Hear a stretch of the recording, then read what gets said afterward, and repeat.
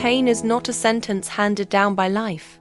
It is an inner summons, a quiet tap on the soul, a reminder murmured from within. This is where you left yourself. For a long time, I believed love by itself was sufficient. That if I offered more of my heart, softened my edges, stayed patient, understanding, endlessly kind, the world would respond with the same tenderness. I misunderstood power.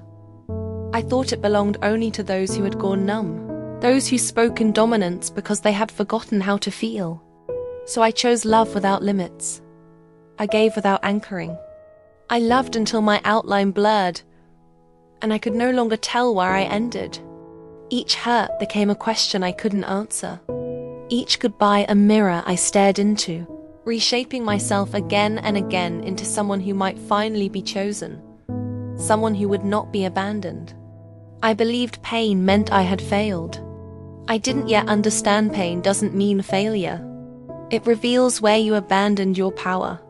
Pain appears where self-betrayal once lived. It marks the moment we traded truth for peace, endurance for authenticity, being loved for being real. It shows us the places we chose survival instead of honoring our own voice. The unraveling didn't announce itself loudly. It whispered at first, then everything collapsed at once. The identities I leaned on dissolved. Work, relationships, certainty, even the ground beneath my confidence. And when there was nothing left to grasp, I was finally forced to face the part of myself I had avoided my entire life. In the silence after the fall, I heard a voice I had never allowed to speak. Not the voice that apologizes for taking up space, but the one that says, "Enough." Power felt unfamiliar, almost dangerous. Too present. Too undeniable. I worried it would harden me, turn me into what once wounded me. But I began to see the truth. Love without power floats untethered. It waits, hopes, pleads, dissolves. Power without love becomes weight. It grips, hoards, dominates, forgets. Power is not control.